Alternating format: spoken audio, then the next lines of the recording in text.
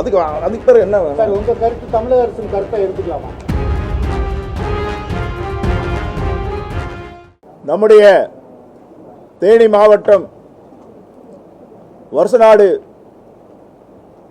மேகமலை சுற்றி இருக்கக்கூடிய சுமார் 98 கிராம மக்கள்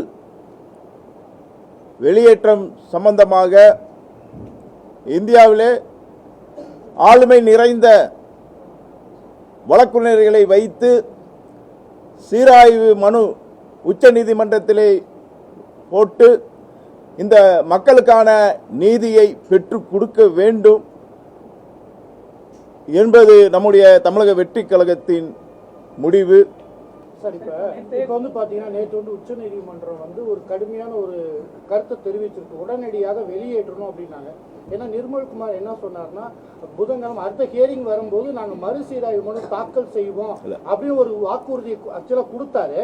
ஆனால் நேற்று உச்சநீதிமன்ற தீர்ப்பு வந்த பிறகு தமிழக அரசு சார்பாக எந்தவித மனு தாக்கலும் பண்ணல.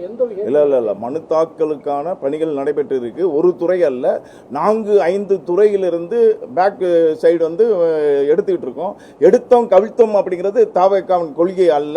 எடுத்தோம் முடித்தோம் என்பதுதான் தமிழக வெற்றி கழகத்தின் நோக்கமும் கொள்கையும். அப்படித்தான் சும்மா அசால்ட்டா போனா மனுவை போட்டுவிட்டோம். இது ஒன்றும் விளையாட்டு காரியம் இல்லை. கடந்த ஆட்சியில் உச்சநீதிமன்ற நீதிபதியே கொடுத்து சொல்லியிருக்காரு, வாய்தாவுக்கு வரல, வழக்கினர் வாய்தாவுக்கு வரலன்னு அவருடைய ஜட்ஜ்மெண்ட்டை சொல்லியிருக்காரு. இது மக்களுடைய உயிர் பிரச்சனை, உரிமை பிரச்சனை. அதை சாதாரணமாக போய் பார்க்கறதுல தாவக்காவுக்கு அந்த கொள்கையே கிடையாது. இல்ல சார், நிர்மல்குமார் சார் அடுத்த ஹியரிங் வரும்போது நாங்க மறுசீராய்வு மனு தாக்கல் செய்வோம் சொல்லி பேட்டியும் கொடுத்திருக்காரு. ஆமா சார், தெரிவிச்சிருக்காரு. ஆமா சார். சீராய்வு மனு தமிழக வெற்றி கழகம் உறுதியாக தாக்கல் செய்ய போகிறது. அது எந்த மாறுபட்ட கருத்தும் அல்ல. இன்னைக்கு பார்த்தீங்கன்னா இரவு பகல் பாராமல் இதற்கான அதிகாரிகள் அந்த மனுக்களை தயார் செய்யக்கூடிய வேலைகளை தயாராக இருக்காங்க, தயார் பண்ணிக்கிட்டு இருக்காங்க.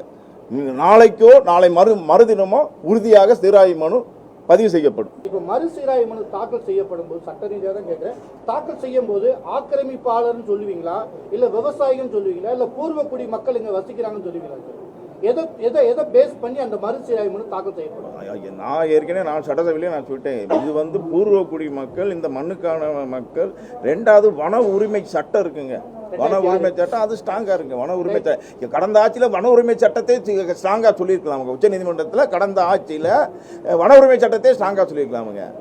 இல்ல அவங்க கோரிக்கை என்னன்னா 2006 வன உரிமை சொல்லலையா? இல்ல அவங்க கோரிக்கை 2006 வன உரிமை சட்டத்தின்படி நாங்க இத்தனை வருஷம் இருந்தா எங்களுக்கு அங்க இருக்க அனுமதி கொடுக்கணும். சென்ட்ரல்ல அதாவது பாராளுமன்றத்தை சட்டம் ஏற்றுனாங்க. ஆனா அது அதிகாரி விவசாய கொடுத்த விவசாயி சொல்லும் போது அதிகாரிகள் ஏத்துக்க மாட்டாங்க.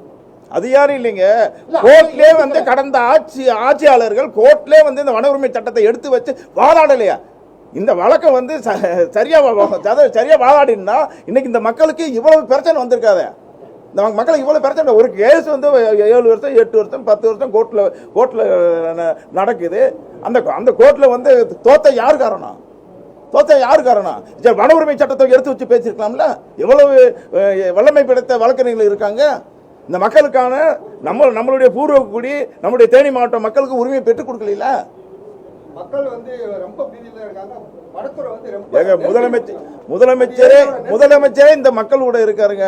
அதுக்கு பேர் என்ன வேணும்? சார், உங்க கருத்து தமிழக அரசின் கருத்தை எடுத்துக்கலாமா? நீங்க சொல்றது தமிழக அரசு நிலைப்பாடாக எடுக்கலாம். நீங்க சொல்ற கருத்து இந்த நிலைப்பாடு அமைச்சர் பொறுப்பு அமைச்சரே இந்த நிலைப்பாடை சொல்லிட்டாரு.